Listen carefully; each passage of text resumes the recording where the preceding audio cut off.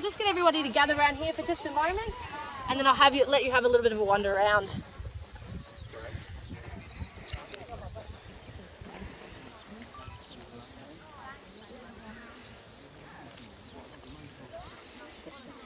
Okay. So welcome to the party field. This is where Bilbo Baggins had his 111th birthday party, or as some people call it, his 111st. But before I talk about the birthday party, I am just going to point out to the fence right behind you over there. It's quite a famous part of the movie set, and it's featured in the first Hobbit movie. Can anyone tell me about it? What's that? This fence right over here. So young Bilbo Baggins, he wakes up in the morning and all the dwarfs have paid him a visit, and then they leave.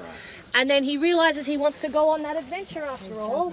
Yes, he puts his backpack on, he's got his contract in hand signed as a burglar. He jumps over that fence, he runs through the veggie garden below, and then somebody says, "Where are you going?" And what does he say?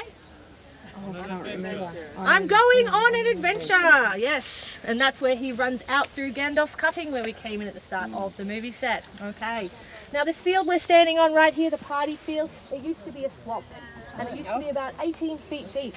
But the New Zealand Army, they came in with their trucks, they did a lot of work down here, a lot of earth moving around the place, pumped a lot of the water out, and out of all the dirt they've pulled out of the holes, they've packed it down here and created the party field. So we're about 20 feet above where it used to be. Okay. Now at Bilbo's birthday party, they had singing and dancing, and they also had fireworks. They used real fireworks, which could be seen from the local town of Matamata, which is about 10 minutes away from here.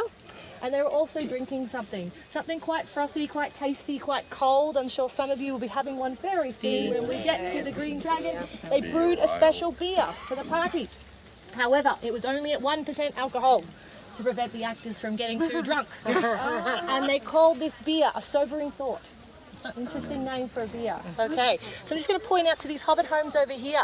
Now the furthest door on the left with the big yellow door, that is Sam and Rosie's home. Okay, so at the end of the Return of the King, Samwise Gamgee walks down Bagshot Road, that's what the little path's called. He gets to that home, out of the yellow door comes Rosie and her children. Now a little girl runs up to Sam and he picks her up.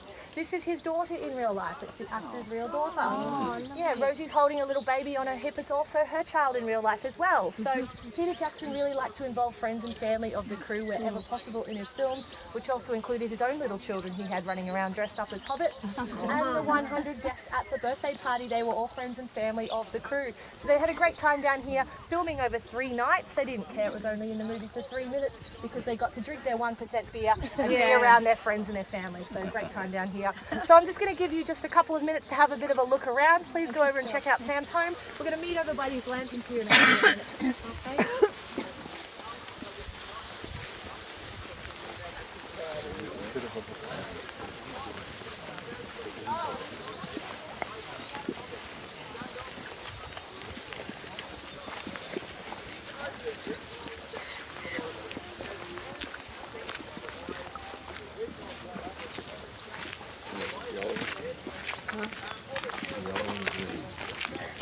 That was where Mary's house.